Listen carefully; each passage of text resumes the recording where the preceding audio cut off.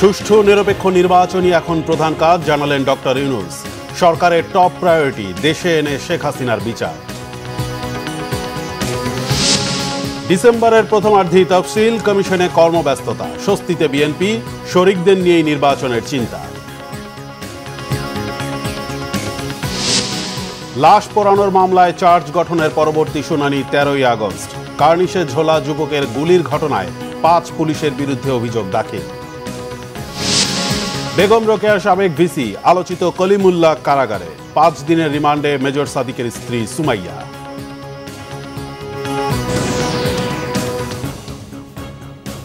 দেখছিলেন crown cement সংবাদ শিরোনাম। এবারে বিস্তারিত। আগামী জাতীয় নির্বাচন নিরপেক্ষ ও গ্রহণযোগ্য করাই অন্তর্বর্তী সরকারের লক্ষ্য বলে জানিয়েছেন প্রধান উপদেষ্টা ডক্টর মোহাম্মদ ইউনূস। সচিবালয়ে উপদেষ্টা পরিষদের বৈঠক শেষে কথা জানান প্রধান উপদেষ্টার প্রেস সচিব শফিকুল আলম। তিনি বলেন, সরকার মনে করে নির্বাচন নিয়ে আস্থার সংকট হবে না, এ নিয়ে কোনো প্রশ্ন থাকবে না রাজনৈতিক দলগুলোর। আরো জানান, সরকারের টপ প্রায়োরিটি শেখ হাসিনাকে ফিরিয়ে এনে বিচার করা।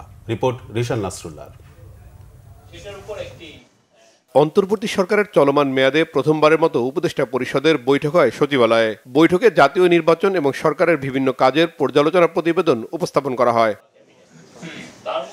বৈঠক শেষে ব্রিফিংয়ে প্রধান উপদেষ্টার প্রেস সচিব জানান, উপদেষ্টা পরিষদ এ পর্যন্ত 315টি সিদ্ধান্ত নিয়েছে, যার মধ্যে প্রায় 80% বাস্তবায়ন হয়েছে। এখন পর্যন্ত অধ্যাদেশ হয়েছে 56টি, আর প্রক্রিয়াধীন রয়েছে আরও 10টি। সরকার গঠিত 11টি সংস্কার কমিশনের আশু বাস্তবায়নযোগ্য 121টি সুপারিশের মধ্যে বেশিরভাগই বাস্তবায়ন করা হয়েছে। জানান, অন্তর্বর্তী সরকারের প্রধান লক্ষ্য গ্রহণযোগ্য জাতীয় নির্বাচনের আয়োজন। ফেব্রুয়ারি মাসে ইলেকশন হবে যেই ডিক্লারেশন উনি দিলেন, তো সেটা তো আমরা দেখলাম যে রাজনৈতিক দলগুলো ওয়েলকাম জানিয়েছে। আর রাজনৈতিক দলগুলোর সাথে তো এর আগে অনেক দফা আলোচনা হয়েছে, সামনেও অনেক আলোচনা হবে। ওনাদের সাথে আমাদের একটা চলমান ডায়ালগ চলছে। আমরা নিশ্চিত যে আমাদের খুব ভালো একটা ইলেকশন হবে, এবং চিফ অ্যাডভাইজার বারবার বলছেন আমাদের সমস্ত চেষ্টা থাকবে বাংলাদেশের ইতিহাসে সবচেয়ে ভালো ইলেকশনগুলোর একটা যাতে আমরা অর্গানাইজ করতে পারি। আওয়ামী লীগ, 14 দল, জাতীয় পার্টি, এই দলগুলো যারা আছে, যাদের বিরুদ্ধে ফ্যাসিস্ট হওয়ার একটা অভিযোগ আছে, তারা অংশ নিতে পারবে কিনা বা নেবে কিনা, ধরনের কোনো আলোচনা হয়েছে কিনা? এটা ইলেকশন কমিশন এটা আপনাকে জানাবেন। আমরা সরকারের তরফ থেকে আওয়ামী লীগের সর্বোচ্চ সমস্ত কার্যক্রম নিষিদ্ধ ঘোষণা করা হয়েছে, যতদিন না এটা ওদের বিষয়ে ওদের লিডারশিপদের যে ট্রায়ালটা হচ্ছে সেটা যতক্ষণ না কনক্লুড হয়। সাংবাদিকদের প্রশ্নের জবাবে প্রেস সচিব জানান, সংস্কার কাজ চলমান থাকবে, পাশাপাশি চলবে জুলাই গণহত্যার বিচার প্রক্রিয়াও। আমাদের রিফর্ম এবং আমাদের ট্রায়াল, যেটা জুলাই অগাস্টে যে হত্যাকাণ্ড হলো, সেটার ট্রায়ালটা আমাদের একটা বড় দায়িত্ব। এছাড়াও দুইটা বড় দায়িত্ব। আমাদের এফার্টগুলোর মধ্যে বড় একটা এফার্ট হচ্ছে তাকে ফিরিয়ে এনে ট্রায়ালের সম্মুখীন করা। আমরা চাই উনি যেই তার বিরুদ্ধে যে অভিযোগগুলো, সেটার জন্য উনি ন্যায় বিচার পান, সেটা আমরা চাই। এটা আমাদের এই গভর্নমেন্টের একটা টপ প্রায়োরিটি। সারা বিশ্ব জানে উনি কি করেছেন। তো সেই অনুযায়ী আমরা মনে করি যে এইগুলো যত আরও এই বিষয়গুলো সবার সামনে আসবে, তত বেশি তার উপর প্রেশার তৈরি হবে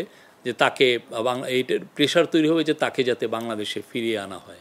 গাজীপুর ডিজিটাল ইউনিভার্সিটির নাম পরিবর্তন করে university of frontier technology Bangladesh করার সিদ্ধান্ত হয়েছে উপদেষ্টা পরিষদের বৈঠকে। রিশান নাসরুল্লাহ, বাংলাভিশন, ঢাকা। ডিসেম্বরের প্রথমার্ধে ত্রয়োদশ জাতীয় নির্বাচনের তফসিল ঘোষণা করা হবে। নির্বাচন কমিশনে 2 দফা বৈঠকে এই সিদ্ধান্ত হয়। বৈঠকে রাজনৈতিক দল ও প্রার্থীদের আচরণ বিধিমালা চূড়ান্ত করা হয়েছে। 31 অক্টোবর পর্যন্ত নতুন ভোটার করা হবে। পোস্টাল ব্যালটে ভোট দিতে পারবেন প্রবাসী ভোটাররা। বৈঠক শেষে এসব তথ্য জানান নির্বাচন কমিশনার অবসরপ্রাপ্ত brigadier general Abul ফাজল Mohammad Sanaullah. Report করছেন আসমা আক্তার নূপুর। গণপ্রতিনিধিত্ব আদেশ, আরপিও, রাজনৈতিক দল ও প্রার্থীদের আচরণ বিধিমালা ও প্রবাসীদের ভোট পদ্ধতি নিয়ে বৈঠক করেছে নির্বাচন কমিশন। বৃহস্পতিবার সকাল 11টা থেকে সন্ধ্যা 7টা পর্যন্ত প্রধান নির্বাচন কমিশনার এএমএম নাসির উদ্দিনের সভাপতিত্বে নির্বাচন ভবনে তার সভাকক্ষে হয় নবম কমিশন সভার এ বৈঠক। সভা শেষে নির্বাচন কমিশনার অবসরপ্রাপ্ত ব্রিগেডিয়ার জেনারেল আবুল ফজল মোহাম্মদ সানাউল্লাহ সাংবাদিকদের জানান, আগামী ডিসেম্বরের প্রথমার্ধে ত্রয়োদশ জাতীয় নির্বাচনের তফসিল ঘোষণার সিদ্ধান্ত নিয়েছে কমিশন। মাননীয় প্রধান নির্বাচন কমিশনার আপনাদেরকে যেটা বলেছেন, আমাদের পক্ষ থেকে ঘোষণাটা আসবে 2 মাস আগে আনুমানিক যেদিন আমরা শিডিউল ঘোষণা করব। সো আপনারা ধরেই নিতে পারেন এই শিডিউল ঘোষণার কাজটা আমাদের ডিসেম্বর মাসের প্রথম অর্ধেই আপনারা পাবেন। প্রবাসীদের ভোট নিশ্চিত করতে এই বিষয়ে চূড়ান্ত আলোচনা হয়েছে। সেপ্টেম্বর থেকেই শুরু হবে প্রবাসীদের ভোটার এডুকেশনের কাজ। পোস্টাল ব্যালটে প্রবাসীদের জন্য খরচ হবে প্রতি লাখ ভোটারের জন্য 6 থেকে 7 কোটি টাকা। প্রবাসীদের কাছে শুধুমাত্র সিম্বল ব্যালট যাবে, সেটাই হবে তাদের পোস্টাল ব্যালট, এবং সেই সিম্বল ব্যালটে যতগুলো সিম্বল থাকা দরকার সেই সিম্বলগুলো থাকবে, যাতে করে আমরা এই ট্রাভেল টাইমটা কমাতে পারি। একজন করে অ্যাসিস্ট্যান্ট রিটার্নিং অফিসার প্রত্যেক কনস্টিটিউয়েন্সির এখানে এসে ব্যালট পেপারটা পোস্ট অফিসের কাছে হস্তান্তর করা এবং বাকিটা পার্সোনালাইজেশন করা, অর্থাৎ খামের মধ্যে ভোটারের ঠিকানা লেখা, কোড দেওয়া, ব্যালটকে আপনার প্রবেশ করানো, প্রেরণ, এই কাজগুলো সম্পন্ন করবেন। ভোটার তালিকা আইন অনুযায়ী 31 অক্টোবর পর্যন্ত যাদের বয়স 18 হবে ভোটার তালিকার অন্তর্ভুক্ত হতে পারবে তারা। এখন আমরা বছরের মাঝখান থেকেও আপনার ভোটারদেরকে নিতে পারবো। সো নবীন ভোটারদের জন্য এটা একটা সুখবর। 2025-এর 31 অক্টোবর পর্যন্ত যারা ভোটার হবেন তাদেরকে আমরা ভোটার তালিকায় সন্নিবেশ করতে পারবো বলে আশা রাখি। এআই এর মাধ্যমে যেন মিস ইনফরমেশন ছড়িয়ে না পড়ে সেই বিষয়েও কাজ করার সিদ্ধান্ত নিয়েছে নির্বাচন কমিশন। আসমা আক্তার নূপুর, বাংলা ভিশন, ঢাকা। বিএনপির স্থায়ী কমিটির সদস্য সালাউদ্দিন আহমেদ বলেছেন, যুগপৎ আন্দোলনে যারা শরিক ছিলেন তাদের সাথে নিয়েই বিএনপি নির্বাচন করবে। এর বাইরেও যদি কাউকে সাথে নেওয়া যায় তফসিল ঘোষণার আগে বিএনপি তা ভেবে দেখবে বলেও জানান তিনি। এদিকে বিএনপির সিনিয়র যুগ্ম মহাসচিব রুহুল কবির রিজভী বলেছেন, ইসিতে চিঠি দিয়ে জনগণের আশা পূরণ করেছে সরকার। আহমেদ সরোয়ারের রিপোর্ট। সমসাময়িক রাজনৈতিক বিষয় নিয়ে বৃহস্পতিবার নিজ বাসায় সাংবাদিকদের সাথে কথা বলেন বিএনপি স্থায়ী কমিটির সদস্য সালাউদ্দিন আহমেদ। এই সময় তিনি বলেন, সরকারের কাছে আরও বেশি কিছু আশা থাকলেও এই সরকার সবকিছু ভঙ্গুর অবস্থায় পেয়েছিল। তারা সব বাধা বিপত্তি পেরিয়েই এগিয়েছে। সংস্কার ও বিচারের অগ্রগতিও দৃশ্যমান। আগামী দিনের যে রাষ্ট্র আমরা বিনির্মাণ করতে চাই, সেই রাষ্ট্রে কোনো রকমের বড় রকমের বিভেদ না থাকে, জাতীয় ঐক্যটা থাকে, সেজন্য আমরা সবার সাথে আলোচনা করব। আমাদের সাথে যারা যুগপৎ আন্দোলনের শরিক ছিলেন বিগত ফ্যাসিবাদ বিরোধী আন্দোলনে, তাদেরকে সাথে নিয়ে আমরা নির্বাচন করব, এটা আমাদের অঙ্গীকার ছিল, প্রতিশ্রুতি ছিল, এখনো আছে। তফসিল ঘোষণার আগ পর্যন্ত একটা পর্যায়ে আমরা মনে করব আমাদের সাথে লাইক মাইন্ডেড যারা আছে, যাদেরকে নিলে আমরা একটা এমনভাবে নির্বাচন করতে পারবো, সেই হিসাবে আমরা আমাদের জোট গঠনের চেষ্টা হবে। তবে এখনো আমাদের জোট গঠনের কোনো পরিকল্পনা ঘোষিত হয় নাই, তবে করব না এরকম কথাও নয়। বৃহস্পতিবার সকালে উত্তরার দিয়াবাড়িতে মাইলস্টোন স্কুলে বিমান বিধ্বস্তের ঘটনায় নিহত স্কুলের সহকারী মাসুমা বেগমের পরিবারের সাথে সাক্ষাৎ করেন বিএনপির সিনিয়র যুগ্ম মহাসচিব রুহুল কবির রিজভী। এই সময় সাংবাদিকদের এক প্রশ্নের জবাবে রিজভী বলেন, এনসিপি নেতাদের কক্সবাজার সফর বা কূটনীতিকদের সাথে বৈঠক হওয়া স্বাভাবিক, তবে গণমাধ্যমকে না জানিয়ে লুকোচুরি করে মানুষকে বিভ্রান্ত করেছে তারা। অন্তর্বর্তীকালীন সরকার প্রধান ডক্টর মোহাম্মদ ইউনূস সাহেবকে আমি ধন্যবাদ জানাই। জনগণের দাবি, মানুষের আকাঙ্ক্ষা, সেই আকাঙ্ক্ষাকে তিনি ধারণ করে তিনি রমজানের পূর্বেই নির্বাচন ঘোষণা করেছেন। আমি মনে করি তিনি শুধু রাজনৈতিক দল নয়, জন আকাঙ্ক্ষার প্রতি শ্রদ্ধা জানিয়ে তিনি এই ঘোষণাটা দিয়েছেন। এবং আজকে আমরা যেটা খবরের কাগজে দেখেছি, নির্বাচন কমিশনকে প্রধান উপদেষ্টার কার্যালয়ে চিঠিও দেওয়া হয়েছে। পরে নিহত মাসুমার পরিবারকে আর্থিক সহায়তা দেওয়া হয়। তারেক রহমানের পক্ষ থেকে ছেলে আবদুল্লাহর লেখাপড়ার দায়িত্ব নেওয়ার কথাও জানায় আমরা বিএনপি পরিবার। আহমেদ সরোয়ার, বাংলা ভিশন, ঢাকা।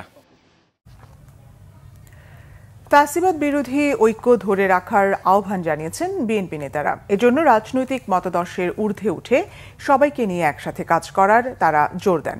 বাংলাদেশ জমিয়াতুল মুদাররিসিনের নেতাদের সঙ্গে বৈঠকের পর এসব কথা বলেন বিএনপি নেতারা। দলের স্থায়ী কমিটির সদস্য সালাউদ্দিন আহমেদ বলেছেন, সবার আগে বাংলাদেশ, তাই দেশের স্বার্থেই কোনো বিভক্তি না থাকাই কাম্য। এজন্যই বিএনপি বিভিন্ন ওলামা মাশায়েখদের আশ্বস্ত করছে যে দায়িত্ব পেলে কোথাও জবরদস্তি করা হবে না। স্থায়ী কমিটির আরেক সদস্য নজরুল ইসলাম খান জানান, ধর্মীয় শিক্ষা প্রতিষ্ঠানের রাজনীতির নামে বাড়াবাড়িতে বিশ্বাস করে না বিএনপি।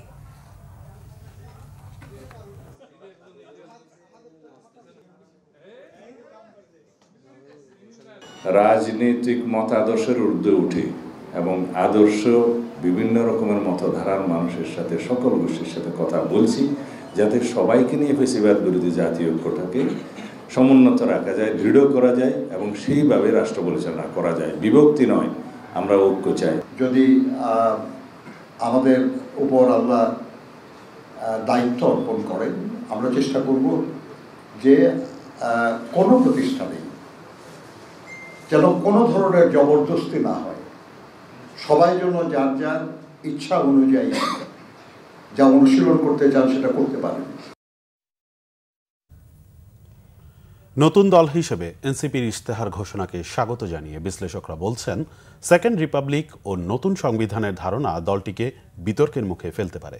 এই ইশতেহারকে অস্পষ্ট এবং এর ভাষাকে সাধারণ মানুষের জন্য কিছুটা জটিল বলেও মনে করছেন তারা। নাবিল জাহাঙ্গীরের রিপোর্ট। রাজনৈতিক দল হিসেবে আত্মপ্রকাশের 5 মাস পর 24 দফা ইশতেহার ঘোষণা করেছে জাতীয় নাগরিক পার্টি এনসিপি। জুলাইয়ের আকাঙ্ক্ষা বাস্তবায়নে নতুন বাংলাদেশ গড়ে তোলাই লক্ষ্য দলটির। একটি বৈষম্যহীন বাংলাদেশ গঠনের প্রত্যয়ই আমাদের প্রেরণা। বিশ্লেষকরা বলছেন, এনসিপির এই ইশতেহারে কিছুটা নতুনত্ব আর কিছুটা অস্পষ্টতা আছে, তবে দলটির রাজনৈতিক দৃষ্টিভঙ্গির প্রতিফলন ঘটেছে। মনে হয়েছে যে তারা একটা ভিশন, প্রত্যেকটা ইস্যুতে ধরেন বিভিন্ন ইস্যুতে তার কতগুলো ভিশন আছে, সেটার মধ্যে কোনটা গোল, কোনটা কিভাবে অ্যাচিভেবল, এই জায়গাগুলিকে তারা এখনো পর্যন্ত ক্লারিফাই করেনি। তো আমি তারপরে মনে করব যে এটা একটা ভালো সুন্দর ধরেন এক ধরনের নতুন বাংলাদেশের যে গল্পটা তারা বলতে চাইছে সেটার একটা ছায়া ওইখানে আছে। এই ইশতেহারের ভাষা, শব্দ চয়ন অনেক কঠিন। আমরা সবসময় দেখেছি যে মানে আমরা যত কঠিন ভাষায় বলি না কেন, যত কিছু বলি না কেন, যত সমস্যায় দেখি না কেন, এনসিপি কতটা সাধারণ মানুষকে কানেক্ট করতে পারবে, সাধারণ মানুষের মধ্যে ক্যাম্পেইন করতে পারবে, তাদের সমর্থন সংগ্রহ করতে পারবে, সমর্থন ভিত্তি পাবে, ততই কিন্তু এই ইশতেহারের গুরুত্ব বাড়বে। এনসিপির সেকেন্ড রিপাবলিক এবং নতুন সংবিধানের লক্ষ্য ভোটের রাজনীতিতে দলটিকে কতটা সুবিধা দেবে তা নিয়েও প্রশ্ন আছে বিশ্লেষকদের। রিপাবলিক গঠন করার মধ্যে কোনো আসে যায় না, কারণ এটা হলো পৃথিবীতে বহু দেশেই সেকেন্ড, থার্ড, ফোর্থ, ফিফথ রিপাবলিকও হয়েছে। আপনি সংসদ জনগণের প্রয়োজনে বিভিন্ন সময় পরিবর্তন করতে পারেন সংবিধান, কিন্তু এখন এটা জনগণের কাছে এটার আপিল থাকবে কিনা, নাগরিক এটা গ্রহণ করবে কিনা, এটা তাদের ক্যাম্পেইনের উপর নির্ভর করবে। সেকেন্ড রিপাবলিক বলতে কি সেইটা তারা এই ঘোষণা তো পরিষ্কার করে নাই, এইটা বরং একটা তর্কের জায়গা তৈরি হলো। আমি মনে করি যে এনসিপির এই সমস্ত তর্কের জায়গার মধ্যে কারো পক্ষে কারো বিপক্ষে, মুক্তিযুদ্ধের পক্ষে বিপক্ষে, মুক্তিযুদ্ধকে খাটো করা, 24কে বড় করা, এরকম জিনিসের মধ্যে তাদের না যতটা জড়ায় ততটা তাদের জন্য ভালো। নাবিল জাহাঙ্গীর, বাংলা ভিশন, ঢাকা। জুলাই আন্দোলনের সময় আশুলিয়ায় 6 শহীদের লাশ পোড়ানোর ঘটনায় মানবতাবিরোধী অপরাধের মামলার অভিযোগের শুনানি হয়েছে। পরবর্তী শুনানি 13ই আগস্ট। এদিকে রাজধানীর রামপুরায় নির্মাণাধীন ভবনের কার্নিশে ঝুলে থাকা যুবক আমিরকে গুলি করার ঘটনায় সাবেক DMP commissioner Habibur Rahman, ADC Rashidul সহ 5 পুলিশ সদস্যের বিরুদ্ধে অভিযোগ দাখিল করেছে প্রসিকিউশন। এসএম ফয়জের রিপোর্টে বিস্তারিত। জুলাই আন্দোলনের সময় রামপুরায় একটি নির্মাণাধীন ভবনের কার্নিশে ঝুলে থাকা যুবককে গুলি করে পুলিশ। এক পর্যায়ে গুলির মুখে 3 তলা থেকে পড়ে যান আমির হোসেন, তবে সৌভাগ্যক্রমে বেঁচে যান তিনি। পুলিশ 3 তলায় নেমে আর কি গুলি করছে, সেই 6টা গুলি করছে আর কি আমার পায়ে। গত 31 জুলাই চিফ প্রসিকিউটরের কার্যালয়ে এই মামলার তদন্ত প্রতিবেদন দাখিল করা হয়। মামলার তদন্ত প্রতিবেদন যাচাই বাছাই শেষে ট্রাইব্যুনালে দাখিল করে প্রসিকিউশন, যেখানে সাবেক DMP commissioner Habibur Rahman, Rampura ADC Rashidul সহ 5 পুলিশ সদস্যকে আসামি করা হয়েছে। রামপুরায় যে একটা মর্মান্তিক ঘটনা ঘটেছিল, জীবন বাঁচার তাগিদে অর্থাৎ আত্মরক্ষার তাগিদে কার্নিশে ঝুলেছিল একজন ব্যক্তি, তাকে গুলি করা হয়েছিল। একজন বাড়ির ভিতরে একজন শিশুকে কোলে নিয়ে তার দাদি ছিল, সেই শিশুর মাথার এক পাশে গুলি লেগে আর এক পাশ দিয়ে বের হয়ে যায় এবং আরও একজনকে হত্যার অভিযোগে সাবেক ডিএমপি কমিশনার হাবিবুর রহমান সহ 5 জনের বিরুদ্ধে আমরা ফরমাল চার্জ দাখিল করেছি। আশা করছি আগামী ওপেনিং ডেট বা তার পরের দিন কগনিজেন্স হিয়ারিং হবে। এদিকে শেখ হাসিনা পালিয়ে যাওয়ার দিন আশুলিয়া থানায় ছাত্র জনতার লাশ পোড়ানোর মামলায় সাবেক এমপি সাইফুল ইসলাম সহ 16 জনের বিরুদ্ধে অভিযোগ গঠন করে বিচার শুরুর আবেদন করেছে প্রসিকিউশন। জুলাই গণঅভ্যুত্থান চলাকালে আশুলিয়া এলাকায় 29 জনকে গুলি করে হত্যা করা হয়েছে। এটাই হলো টোটাল ইনভেস্টিগেশন। এর মধ্য থেকে 4 তারিখে একজনকে হত্যা এবং 5 তারিখে 6 জনকে হত্যা, এই 7 জনকে হত্যার জন্য আজকের যে ফরমাল চার্জের উপর শুনানি হলো সেটা হয়েছে। চিফ প্রসিকিউটরের স্পেশাল যে পাওয়ার এই আন্তর্জাতিক অপরাধ ট্রাইব্যুনাল রুলসে দেওয়া আছে, সেই অনুযায়ী উনি এই টোটাল 29 জনের ঘটনা ভিন্ন ভিন্ন আকারে ইনভেস্টিগেশন করছেন এবং ভিন্ন ভিন্ন ফরমাল চার্জ দেওয়ার জন্য উনি আদেশ করেছেন। 13 আগস্ট আসামি পক্ষের অভিযোগ গঠনের শুনানির পর আনুষ্ঠানিক অভিযোগ গঠন করবেন tribunal 2। S M Foyez, Bangla Vision, Dhaka. দুর্নীতি দমন কমিশনের একটি মামলায় বেগম রোকেয়া বিশ্ববিদ্যালয়ের সাবেক উপাচার্য নাজবুল হাসান কলিমুল্লাহকে কারাগারে পাঠানো হয়েছে। ঢাকা মহানগর সিনিয়র স্পেশাল জজ জাকির হোসেন গালিব এই আদেশ দেন। দুদকের দায়ের করা এই মামলায় বলা হয়, সাবেক এই উপাচার্য সহ মোট 5 জন পরস্পর যোগসাজশে সরকারি নিয়মনীতি উপেক্ষা করে উন্নয়ন প্রকল্পের নানা অনিয়ম ও দুর্নীতির মাধ্যমে অর্থ আত্মসাৎ করেছেন। দুদকের আবেদনের প্রেক্ষিতে আদালত অভিযুক্তদের বিদেশ যাত্রার নিষেধাজ্ঞা জারি করেছেন। দুপুরে রাজধানীর মোহাম্মদপুরের নিজ বাসা থেকে কলিমুল্লাহকে গ্রেফতার করে গোয়েন্দা পুলিশ। উপাচার্য থাকাকালে নাজবুল হাসান কলিমুল্লাহর বিরুদ্ধে বহু অনিয়মের অভিযোগ ওঠে। মাসের পর মাস ক্যাম্পাসে অনুপস্থিত থাকায় তার বিরুদ্ধে আন্দোলনও হয়েছিল বেগম রোকেয়া বিশ্ববিদ্যালয়ে।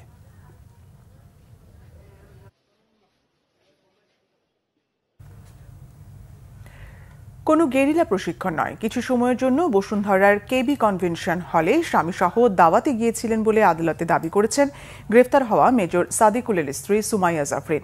অন্যদিকে রাষ্ট্রপক্ষের দাবি, পুলিশ কর্মকর্তা পরিচয়ে জাফরিনই প্রশিক্ষণের জন্য হলটি ভাড়া নেন ও সিসিটিভি ক্যামেরা বন্ধ করার ব্যবস্থা করেন। শুনানি শেষে সুমাইয়া জাফরিনের 5 দিনের রিমান্ড মঞ্জুর করে আদালত। গ্যালমান শফির রিপোর্ট। গত 8 জুন বসুন্ধরা এলাকায় কেবি কনভেনশন হলে আওয়ামী লীগ ও নিষিদ্ধ সংগঠন ছাত্রলীগ নেতাকর্মীদের প্রশিক্ষণ দেওয়ার অভিযোগ ওঠে সাদিকুল হক নামের এক সেনা কর্মকর্তা ও তার স্ত্রী সুমাইয়া জাফরিনের বিরুদ্ধে। এ ঘটনা নানা আলোচনার জন্ম দেয়। পরে সেনা হেফাজতে নেওয়া হয় মেজর সাদিকুলকে। বুধবার রাতে ডিবির অভিযানে গ্রেপ্তার করা হয় মেজর সাদিকুলের স্ত্রী সুমাইয়া জাফরিনকে। রাজধানীর ভাটারা থানায় সন্ত্রাস বিরোধী মামলায় বৃহস্পতিবার তাকে আদালতে হাজির করে 7 দিনের রিমান্ড আবেদন করে পুলিশ। রাষ্ট্রপক্ষের আইনজীবীরা বলেন, প্রশিক্ষণস্থলের সিসিটিভি ফুটেজ সহ সকল তথ্য উপাত্ত মুছে ফেলা হয়েছে। উনি এসপি পরিচয় দিয়ে এই রেস্টুরেন্টটা ভাড়া নেন। ভাড়া নিয়ে ওনার স্বামী এবং উনি আরও 400-500 লোক এইখানে বসে মিটিং করেন এবং মিটিং করে তারা সিদ্ধান্ত নেন যাতে এই অপারেশন ঢাকা ব্লকেট কীভাবে করা যায় এবং এটা বাস্তবায়ন করা যায়, এই সরকার কীভাবে বেকায়দায় ফেলে দেয়। পরে সুমাইয়া জাফরিনের 5 দিন ও অপর আসামি আদনানের 7 দিনের রিমান্ড মঞ্জুর করে আদালত। এদিকে সেদিন ঘটনাস্থলে উপস্থিত থাকার কথা স্বীকার করলেও গেরিলা বা কোনো ধরনের প্রশিক্ষণের জন্য যাননি বলে আদালতকে জানান সুমাইয়া জাফরিন। উনি একটা পারিবারিক অনুষ্ঠানে সেখানে গিয়েছিলেন, উনি সেটা বলেছিলেন এবং এই ঘটনার সাথে ঘটনাটা কি ঘটেছিল এবং সেটা উনি জানেন না এবং আদৌ উনি এই সম্পর্কে অবগত না এবং ওনার হাজব্যান্ড ঘটনার সাথে ছিল কিনা এবং উপস্থিত ছিল কিনা সেটা উনি তথ্য উপাত্ত দিতে পারেন না, উনি বলতে পারেন। এদিকে শাহবাগ থানার রায় জালিয়াতির মামলায় 7 দিনের রিমান্ড শেষে সাবেক প্রধান বিচারপতি ABM খায়রুল হককে কারাগারে পাঠিয়েছে আদালত। গালমান শফি, বাংলা ভিশন, ঢাকা। শাহজালাল বিমানবন্দরের আশপাশে অনুমোদনবিহীন 263টি উঁচু ভবন রয়েছে বলে জানিয়েছে উড়োজাহাজ নিয়ন্ত্রক সংস্থা সিভিল এভিয়েশন কর্তৃপক্ষ। অবৈধ ভবন উচ্ছেদে রাজুককে দফায় দফায় চিঠি দিয়েও ব্যবস্থা নেওয়া যাচ্ছে না, জানিয়েছেন সংস্থাটির chairman air vice marshal Mostafa Mahmud Siddique. তিনি জানান, 3য় টার্মিনাল চালু করাই তার মূল চ্যালেঞ্জ। তবে কবে চালু হবে 3য় টার্মিনাল সে বিষয়ে সুনির্দিষ্ট কিছু জানাতে পারেননি তিনি। জিয়াউল হক সবুজের রিপোর্ট। মাইলস্টোন কলেজে যুদ্ধ বিমান বিধ্বস্তের ঘটনায় ঘুরে ফিরে এই প্রশ্ন উঠছে, জনবহুল এলাকায় বিমানবন্দর ওঠানামা এবং রানওয়ের খুব কাছাকাছি দূরত্বে উঁচুতল ভবনের বৈধতা নিয়ে। যদিও নিয়ন্ত্রক সংস্থা সিভিল এভিয়েশন কর্তৃপক্ষ জানিয়েছে, মাইলস্টোন এলাকায় ছিল না অতিরিক্ত উচ্চতার কোনো ভবন। তবে বিমানবন্দরের খুব কাছে রয়েছে 263টি অধিক উচ্চতার স্থাপনা। নো ফ্লাই জোনে থাকা এসব উঁচুতল ভবন অপসারণের দায়িত্ব রাজুকের। বিল্ডিংটা বানাচ্ছে, অনেকে সেই নিয়মটা মানছে না। আমার এরকম বিশাল বড় একটা লিস্ট আছে, কোন কোন বিল্ডিং কত দাগের, কোন এলাকায় কত উচ্চতা বেশি, পুরো জিনিসটার আমার একটা জরিপ করা আছে। ধরে রাখতে পারেন সংখ্যা আপনার 3 শতাধিকের কাছাকাছি, এবং সেই সংখ্যাটা আপনার আমরা এটা রাজুক যে আছে উন্নয়ন করতে হবে তাদের কাছে আমরা জিনিসটা পাঠাই। আমরা এটা অথরিটি, আপনি একটা বিল্ডিং বানালেন, নিয়মটা মানলেন না, উচ্চতা বেড়ে গেল, উচ্চতা 20 বাড়ালেন, সেটা আমি যে ভাঙতে পারি না, আমার সেই অথরিটিটা নাই। গণমাধ্যম কর্মীদের সাথে মতবিনিময়ে সিভিল এভিয়েশন চেয়ারম্যান জানান, সক্ষমতার চেয়ে 50% বেশি যাত্রী পরিচালনা করছে শাহজালাল বিমানবন্দর। এই চাপ কমাতে থার্ড টার্মিনাল চালুর বিষয়ে জাপানি কনসোর্টিয়ামের সাথে আলোচনা চলছে। যারা নির্মাণ করেছেন তারা একটা পক্ষ, অথবা যারা এটা সাবসিকুয়েন্টলি অপারেশন করেন তারা একটা পক্ষ। এদের ভিতরে নাম্বার অফ মিটিং চলমান রয়েছে, বাট অনেকগুলো পয়েন্টে আমরা এখনো সমঝোতায় আসতে পারিনি। সর্বাত্মক চেষ্টা করা হচ্ছে যেন আমরা কাজটা দ্রুততার সাথে এবং ক্লিন থেকে, যেহেতু আর্থিক ব্যাপার আছে, সবগুলো যেন কোনো পক্ষই ক্ষতিগ্রস্ত না হয়, সবার স্বার্থ সংরক্ষিত হয়, সরকারের বাংলাদেশ স্বার্থ যেন সংরক্ষিত, সেটা খেয়াল রেখে সিভিল এভিয়েশন মন্ত্রণালয় আমরা সর্বোচ্চ চেষ্টা করছি যতটুকু জিনিসটা করা যায়। বাট স্পেসিফিক ডেট যদি বলেন, সেই স্পেসিফিক ডেটটা দেওয়া আমার ডিফিকাল্ট হবে। ঘনবসতিপূর্ণ ঢাকার বাইরে নতুন বিমানবন্দর তৈরিতে 136 কোটি টাকা খরচের সমীক্ষা কবে আলোর মুখ দেখবে, সেই বিষয়টি সরকার সিদ্ধান্ত নেবে বলে জানান নবনিযুক্ত চেয়ারম্যান মোস্তফা মাহমুদ সিদ্দিক। জিয়াউল হক সবুজ, বাংলা ভিশন, ঢাকা। সরকারি হাসপাতালগুলোতে 15,000-এর বেশি রোগী ফ্লোরে থেকে চিকিৎসা নিচ্ছেন, চাইলেও এখনই এই সমস্যার সমাধান সম্ভব নয়, জানিয়েছেন প্রধান উপদেষ্টার স্বাস্থ্য বিষয়ক বিশেষ সহকারী ডাক্তার সাইদুর রহমান। গত 1 বছরে স্বাস্থ্য খাতে 10টি সংকট চিহ্নিত করে তা সমাধানের চেষ্টা চলছে বলেও তিনি জানান।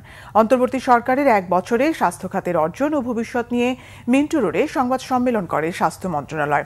স্বাস্থ্য উপদেষ্টা নূরজাহান বেগম জানান, জুলাই অভ্যুত্থানে আহত 78 জনকে চিকিৎসার জন্য বিদেশে পাঠানো হয়েছে। এর মধ্যে 7টি দেশের চিকিৎসকেরা বাংলাদেশে এসে চিকিৎসা দিয়েছেন। আগামী সেপ্টেম্বরের মধ্যে 3000 চিকিৎসক নিয়োগ দেওয়া যাবে বলেও আশা করছেন তিনি জানান, কিডনি, লিভার সহ অঙ্গ প্রতিস্থাপন আইনের পরিবর্তন আনতে যাচ্ছে সরকার। বিশেষ সহকারী ডাক্তার সাইদুর রহমান জানান, বিদেশি অর্থায়নে 3টি হাসপাতাল নির্মাণে প্রাথমিক আলোচনা শেষে সম্ভাব্যতা যাচাইয়ের কাজ চলছে। গাজীপুরে চাঁদাবাজি নিয়ে লাইভ করার পর স্থানীয় সাংবাদিক আসাদুজ্জামান তুহিনকে কুপিয়ে ও গলা কেটে হত্যা করেছে দুর্বৃত্তরা। রাত 7:45টার দিকে মহানগরীর ব্যস্ততম চান্দনা চৌরাস্তায় মসজিদ মার্কেটের সামনে এই ঘটনা হয়। একটি চায়ের দোকানে বসেছিলেন তুহিন। এ সময় হঠাৎ কয়েক দুর্বৃত্ত তাকে ঘিরে ধরে। ধারালো অস্ত্র দিয়ে লোকজনের সামনেই কুপিয়ে ও গলা কেটে হত্যা করে পালিয়ে যায় তারা। চান্দনা চৌরাস্তা এলাকায় ফুটপাত ও দোকানপাট থেকে চাঁদাবাজি নিয়ে বৃহস্পতিবার বিকেলে লাইভ করেন সাংবাদিক তুহিন। এরপর রাত 8টার দিকে নিজ ফেসবুকে একটি ভিডিও পোস্টের জেরে এ হত্যাকাণ্ড হয়। তুহিন ছিলেন দৈনিক প্রতিদিনের কাগজ পত্রিকার গাজীপুরের স্টাফ রিপোর্টার। তিনি ময়মনসিংহের ফুলবাড়িয়া থানার ভাটিপাড়া গ্রামের হাসান জামালের ছেলে। পরিবার নিয়ে থাকতেন চান্দনা চৌরাস্তা এলাকায়। জুন মাসের তুলনায় জুলাই মাসে বেড়েছে দেশের সার্বিক মূল্যস্ফীতি। বৃহস্পতিবার বাংলাদেশ পরিসংখ্যান ব্যুরো বিবিএস এ তথ্য জানিয়েছে। বিবিএস এর সবশেষ তথ্য বলছে, জুলাই মাসে দেশের সার্বিক মূল্যস্ফীতি 0.07% বেড়ে হয়েছে 8.48%। বেড়েছে খাদ্য মূল্যস্ফীতিও। জুলাই মাসে খাদ্য মূল্যস্ফীতি 0.17% বেড়ে দাঁড়িয়েছে 7.56%। জুন মাসে যেটি ছিল 7.39%, আর জুন মাসে সার্বিক খাদ্য বহির্ভূত মূল্যস্ফীতি 9.37% থাকলেও জুলাই মাসে সেটি বেড়ে দাঁড়িয়েছে 9.38%। বাণিজ্য উপদেষ্টা শেখ বশির উদ্দিন বলেছেন, অন্তর্বর্তী সরকারের কঠোর অবস্থানের কারণেই 1 বছরের চেষ্টায় সিন্ডিকেট মুক্ত বাজার উপহার দেয়া গেছে। বিকেলে রাজধানীতে সরকারি বিপণন সংস্থা টিসিবি আয়োজিত জুলাই পুনর্জাগরণ অনুষ্ঠানে কথা বলেন উপদেষ্টা। বলেন, জুলাই চেতনা বাস্তবায়নের অংশ হিসেবে আগামী নির্বাচনের আগেই দুর্নীতি দূর করে কর্মসংস্থানের সুযোগ বাড়ানো সম্ভব হবে বলে জানান বাণিজ্য উপদেষ্টা। এ সময় বাণিজ্য সচিব জানান, এখনও দূর হয়নি দুর্নীতি ও বৈষম্য রোধে সরকারি কর্মকর্তাদের অগ্রণী ভূমিকা পালনের আহ্বান জানান তিনি। এ সময় জুলাই আন্দোলনের নানা স্মৃতি তুলে ধরেন জুলাই যোদ্ধারা। অধিকাংশ রাজনৈতিক দলের দাবি না মেনে একক একটি দলের কথা শোনা হচ্ছে বলে অভিযোগ করেছেন জামাত ইসলামের সেক্রেটারি জেনারেল অধ্যাপক গোলাম পরোয়ার। এটা অভ্যন্তরীণ বা আন্তর্জাতিক কোনো চাপে কিনা এমন প্রশ্ন তার। বিকেলে জাতীয় প্রেস ক্লাবে এক আলোচনা সভায় তিনি এমন প্রশ্ন তোলেন। মিয়া গোলাম পরোয়ার বলেন, জুলাই সনদে কি আছে তা জানা নেই। জুলাই ঘোষণাপত্রে জন আকাঙ্ক্ষা প্রতিফলিত হয়নি বলেও মনে করেন জামাতের সেক্রেটারি জেনারেল। সংস্কার না করে বিদ্যমান ব্যবস্থার মধ্যে নির্বাচন করে আরেকটি ফ্যাসিবাদ আসার সুযোগ করে দিলে গণ অভ্যুত্থানের প্রতি বিশ্বাসঘাতকতা করা হবে বলেও মন্তব্য তার। জানান এই সরকারের উপর আশা রাখতে চান তারা। সরকার একটি অবাধ নির্বাচন উপহার দিতে পারবে বলেও তিনি আশা প্রকাশ করেন।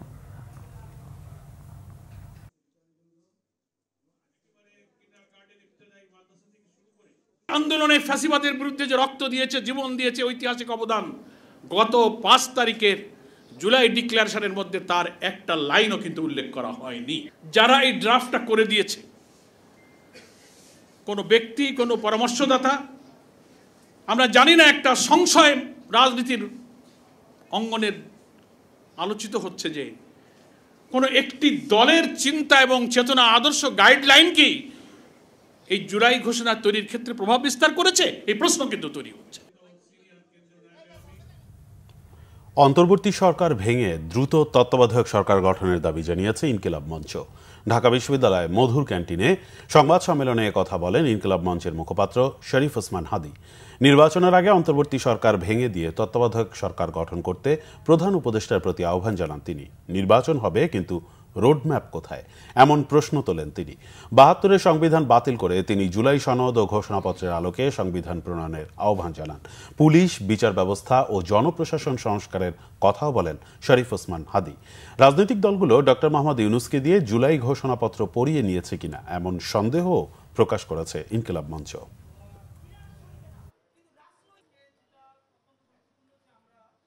এই ইন্টারিমের অনেক উপদেষ্টা এখন সামনে কেউ বিএনপির, কেউ জামাতের, কেউ এনসিপির মুখপাত্র হইয়া তাদের দলীয় এজেন্ডাগুলো আপনার সামনে রেখে বাস্তবায়ন করবে। এইটা আপনি হইতে দিয়েন না। আপনি অতি জলদি যেই নির্বাচনটা উপহার দিতে চান তার জন্য ইন্টারিম ভেঙে দেন এবং অতি দ্রুত তত্ত্বাবধায়ক সরকার ঘোষণা করেন।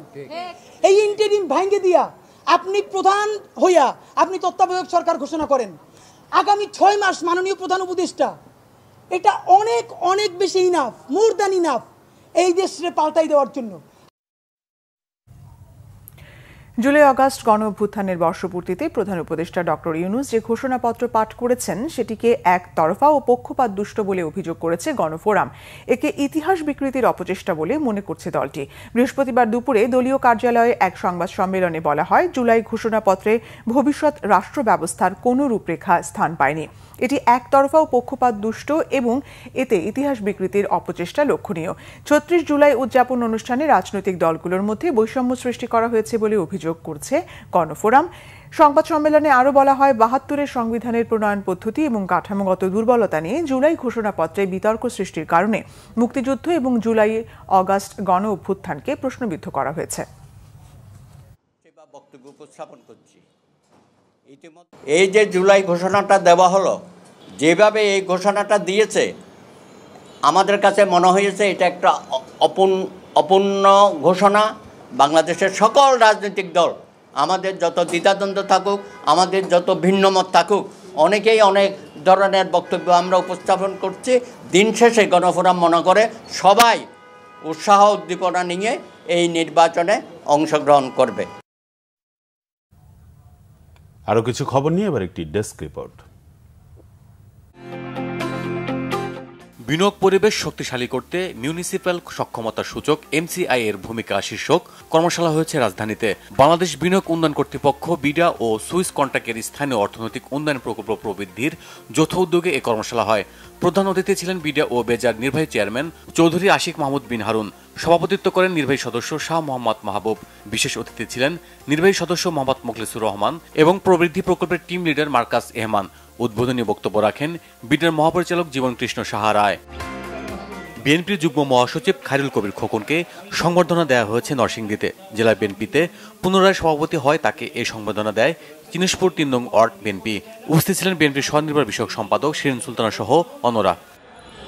আল আরাফা ইসলামী ব্যাংকের প্রধান কার্যালয়ে চাকরিচ্যুতদের হামলার অভিযোগ পাওয়া গেছে। হামলায় HR হেড সহ 15 জন গুরুতর আহত হয়েছেন। রাজধানীর দৈনিক বাংলা মোড়ে ব্যাংকটির প্রধান কার্যালয়ে এই হামলা হয়। প্রত্যক্ষদর্শীরা জানান, আন্দোলনের নামে বল প্রয়োগ করে গত ৮ কর্মদিবস অচল করে রাখা হয় ব্যাংকের প্রধান কার্যালয়। বিকেলে ব্যাংকের 3 জন DMD ও HR হেড আমির হোসেন সহ কয়েকজন গাড়িতে ওঠার সময় তাদের উপর অতর্কিত হামলা করে আন্দোলনকারীরা। তাদের উদ্ধারে ব্যাংকের নিরাপত্তা কর্মীরা এগিয়ে এলে তারাও হামলার শিকার হন। আহত হন HR head Amir Hossain, security guard Shahinur, Liton Ilias, Fahim, Rocky Hossain, Tofail Nur Alam, Arif, Zakir Hossain, Sagar, Lutfar Faruk ও সোহেল সহ অনেকেই। গুরুতর আহত অবস্থায় ঢাকা মেডিকেল কলেজ হাসপাতালে ভর্তি করা হয় সিকিউরিটি গার্ড শাহিনুরকে। স্কয়ার হাসপাতাল ও ইসলামী ব্যাংক সেন্ট্রাল হাসপাতালে চিকিৎসা নেন অন্যরা। ইমাম, মুয়াজ্জিন ও মসজিদ কমিটির প্রতিনিধিদের সঙ্গে সাশ্রয়ী বিদ্যুৎ ব্যবহার শীর্ষক মতবিনিময় সভা করেছে ডেসকো। রাজধানীর মহাখালীর একটি কনভেনশন হলে এতে প্রধান অতিথি ছিলেন ডেসকোর চেয়ারম্যান মোহাম্মদ রফিকুল ইসলাম। তিনি বলেন, জীবাশ্ম জ্বালানি নির্ভরতা থেকে বের হয়ে আসতে হবে। ডেসকোর আওতাধীন সকল মসজিদ, মাদ্রাসার ছাদে সোলার প্যানেল বসাতে পরামর্শ দেন তিনি। সভাপতিত্ব করেন ব্যবস্থাপনা পরিচালক অবসরপ্রাপ্ত ব্রিগেডিয়ার জেনারেল শামীম আহমেদ। শুরু হচ্ছে বাংলাদেশের বৃহত্তম folk reality show magic Bauliana 2025। Square Toiletries ও সান ফাউন্ডেশন উদ্যোগে 5 তারকা হোটেলের সংবাদ সম্মেলন প্রতিযোগিতার 5ম আসরে আনুষ্ঠানিক ঘোষণা করা হয়। উপস্থিত ছিলেন স্কয়ার টয়লেট্রিস লিমিটেড এর CEO Malik Mohammad Saeed, Mediacom Limited এর সিও অজয় কুমার কুনোর এবং স্কয়ার টয়লেট্রিস লিমিটেডের head of marketing doctor Jesmin Zaman. এবারের আসরে বিচারক হিসেবে থাকছেন শফি মণ্ডল, পার্থ ভুরুয়া এবং Nigar Sultana Sumi. Bangladesh association of travel agent of Bangladesh আটাপের প্রশাসক নিয়োগের প্রতিবাদ এবং নিয়োগ বাতিলের দাবিতে মানববন্ধন করেছেন সংগঠনটির সাধারণ সদস্যরা। রাজধানীর কাকরাইলে আটাপ কার্যালয়ের সামনে এই কর্মসূচি পালন করা হয়। বক্তারা বলেন, বাংলাদেশের ইতিহাসে কোনো অ্যাসোসিয়েশনের প্রশাসক নিয়োগ কার্যকর ফল বয়ে আনেনি। দীর্ঘমেয়াদী প্রশাসক নিয়োগের ফলে অ্যাসোসিয়েশনের স্বাভাবিক কার্যক্রম ব্যাহত হচ্ছে এবং সদস্যরা ক্ষতিগ্রস্ত হচ্ছে বলে অভিযোগ করেন তারা। 2025-26 শিক্ষাবর্ষের একাদশ শ্রেণী ও কারিগরি ভর্তি আবেদন ও রেজিস্ট্রেশন ফি সহজে পরিশোধ করা যাচ্ছে বিকাশে। মাধ্যমিক ও উচ্চশিক্ষা বিভাগের অধীনে থাকা শিক্ষা প্রতিষ্ঠানগুলো 11 আগস্ট পর্যন্ত এবং কারিগরি শিক্ষা বোর্ডের অধীনে থাকা প্রতিষ্ঠানগুলোতে 14 আগস্ট পর্যন্ত অনলাইনে ভর্তির আবেদন করতে পারছেন শিক্ষার্থীরা। প্রথম ধাপে আবেদন ফি পরিশোধের পর নির্বাচিত শিক্ষার্থীরা সংশ্লিষ্ট প্রতিষ্ঠানে ভর্তি নিশ্চিত করতে রেজিস্ট্রেশন ফিও পরিশোধ করতে পারবেন বিকাশে। এছাড়া নিজস্ব প্রক্রিয়ায় ভর্তি কার্যক্রম চালানো Notre Dame College, Holy Cross College সহ বেশ কয়েকটি কলেজেও বিকাশের মাধ্যমে ভর্তির ফি পরিশোধ করা যাচ্ছে। Bangla vision news desk. সংবাদ শেষ করব আমরা। যার আগে ক্রাউন সিমেন্ট শিরোনামগুলো আরেকবার জানিয়ে দিচ্ছি। সুষ্ঠু নিরপেক্ষ নির্বাচনই এখন প্রধান কাজ জানালেন ডক্টর ইউনূস। সরকারের টপ প্রায়োরিটি দেশে এনে শেখ হাসিনার বিচার। ডিসেম্বরের প্রথমার্ধেই তফসিল, কমিশনে কর্মব্যস্ততা, স্বস্তিতে বিএনপি, শরিকদের নিয়ে নির্বাচনের চিন্তা। লাশ পোড়ানোর মামলায় চার্জ গঠনের পরবর্তী শুনানি 13 আগস্ট। কার্নিশে ঝোলা যুবককে গুলির ঘটনায় 5 পুলিশের বিরুদ্ধে অভিযোগ দাখিল। বেগম রোকেয়ার সাবেক ভিসি আলোচিত কলিমুল্লাহ কারাগারে 5 দিনের রিমান্ডে মেজর সাদিকের স্ত্রী সুমাইয়া।